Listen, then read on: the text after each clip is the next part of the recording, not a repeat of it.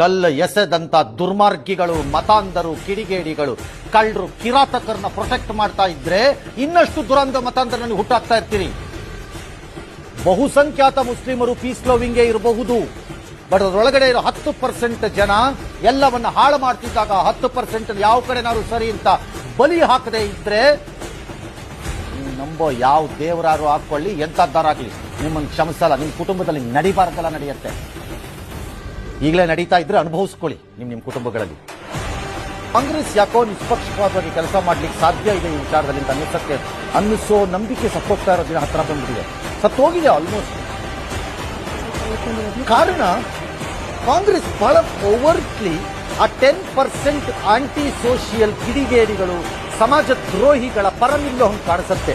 90% of the Muslim vote ಅಥವಾ 100% ಅವರು ಬರುತ್ತೆ ಅಂತ ಗೊತ್ತಿದ್ದಾಗಲೂ 90% ಆ ರೀತಿಯ ಹಿಂಸಾಚಾರದಲ್ಲಿ ತೊಡಗಿಕೊಳ್ಳುವ ಮನೋಭಾವದ ಅವರ ಅಲ್ಲವೇನು ಅಂತ ಅನ್ನಿಸಿದ್ದಾಗಲೂ ಈ 10% ಏನಾದ್ರು ಮಾಡ್ಬಿಟ್ರೆ 90% ಎಲ್ಲ ಕೋಪ ಮಾಡ್ಕೊಂಡ್ಬಿಡುತ್ತೆ ಅನ್ನುವಂತಹ ತಮ್ಮ ಸ್ವಯಂ ಕಲ್ಪನೆಯ ಭಯದಿಂದ Congress behaves like A slave party.